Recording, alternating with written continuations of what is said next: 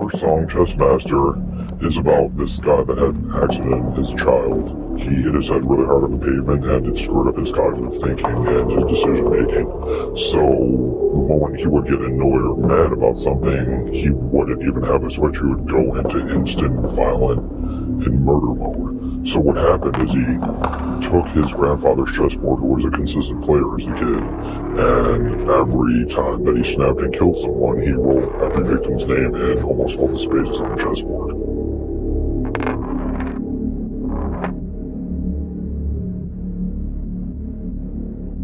Abduction and Brutalized is about this Chinese serial killer that ended up killing a crap ton of people by luring them into sewers, and he ended up luring them in like if the clown ended up chopping them to pieces, and what's called the monster killer, which you'll hear on the course of that song. So he lured people into a sewer, had a machete, would mess them up, and then he literally ended up just chopping them up in the sewer in the town.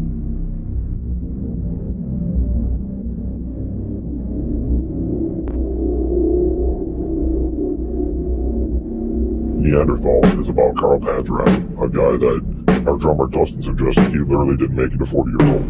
He started out robbing people in his preteens of like 13 years old, and it progressed to murder, raping women, raping little kids.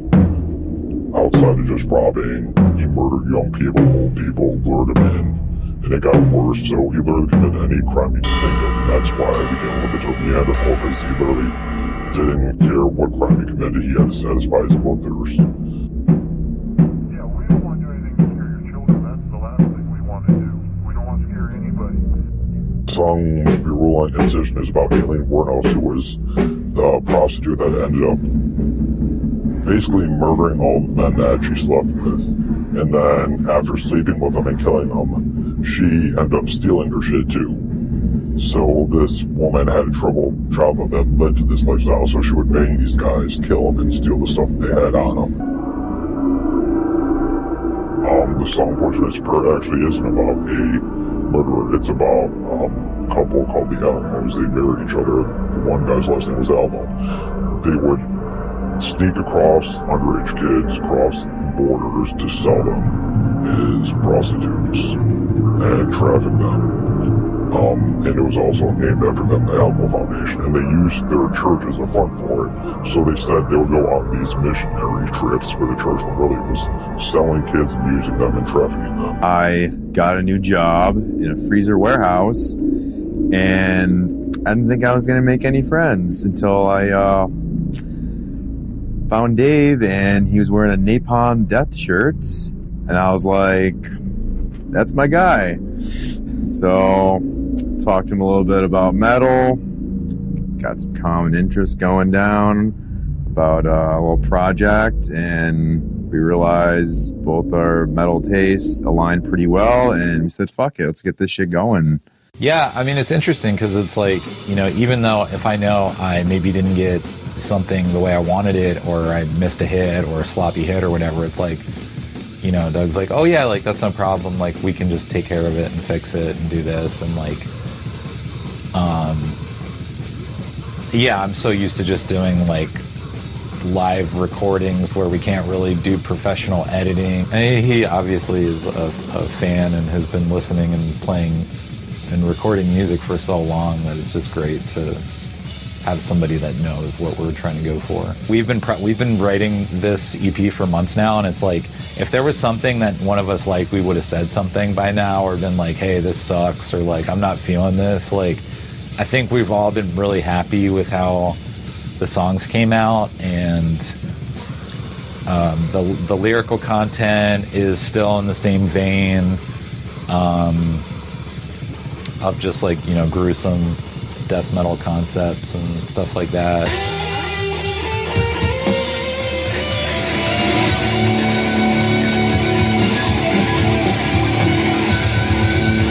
Steve and I love hockey, so we always talk about our favorite team, the New York Rangers. We're always talking about the games and what's happened, and half the time when we wrote for the first EP, you know, there might have been a game on a Sunday that we would watch Rangers games while we were writing this EP. He put them on his TV at his apartment. We just go to town, write music, and we'd like take breaks in between to watch the hockey game. I feel like our songwriting in this one is more structured.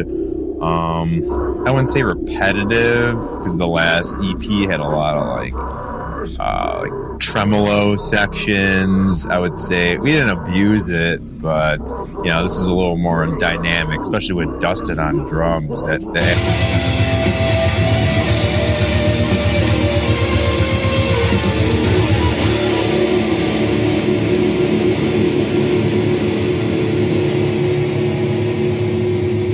I love the old school and I love the new school. I'm a big fan of technical death metal. Also, I love the whole grindy stuff like Baphomet that's come out of Buffalo and Cannibal Corpse, Suffocation, Cryptopsy is a great band too.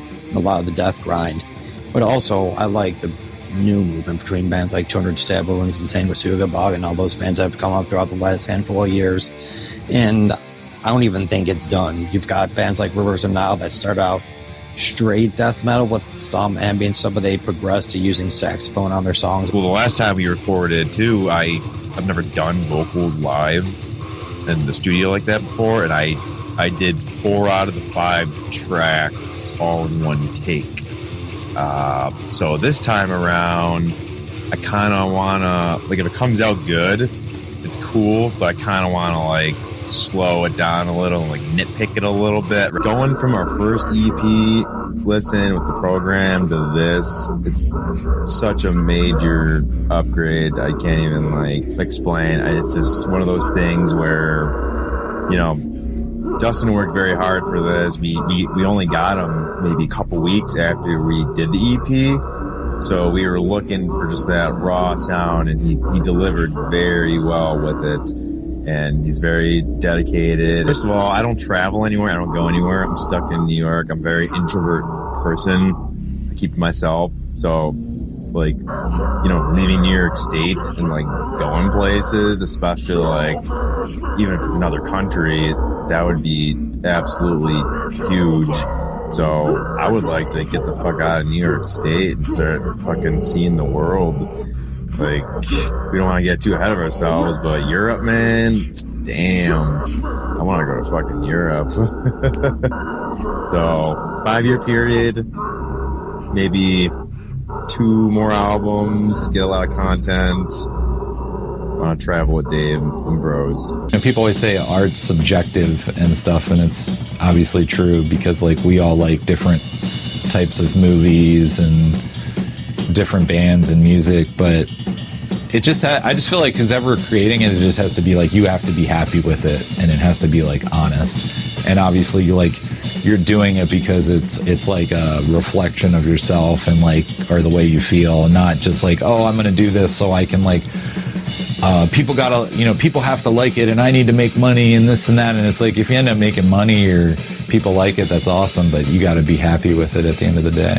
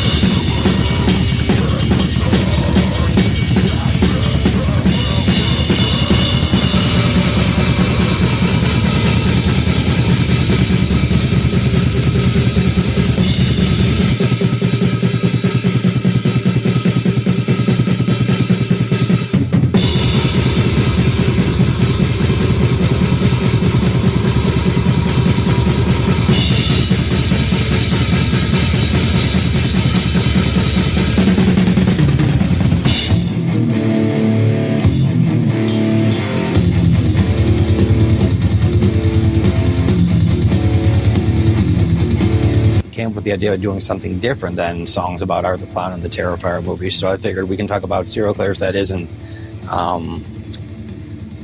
Jeffrey Dahmer or anyone else that's extremely overblown.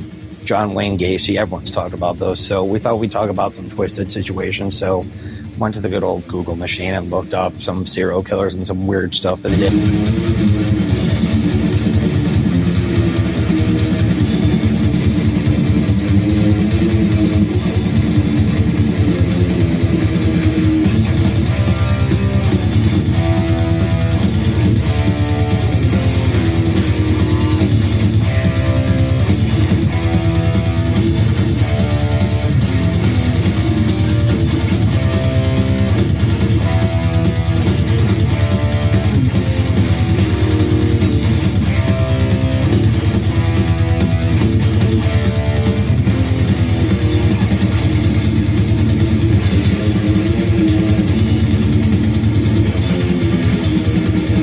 I like to do a lot of fast action. I like to play up the fretboard as opposed to like on the lower end. I feel like you get a lot of action that way. I was self-taught growing up, so I had a lot of like teaching through my father. So I self-taught myself when I was 15 years old, and yeah, I had no interest in playing with any pick. I thought it was stupid.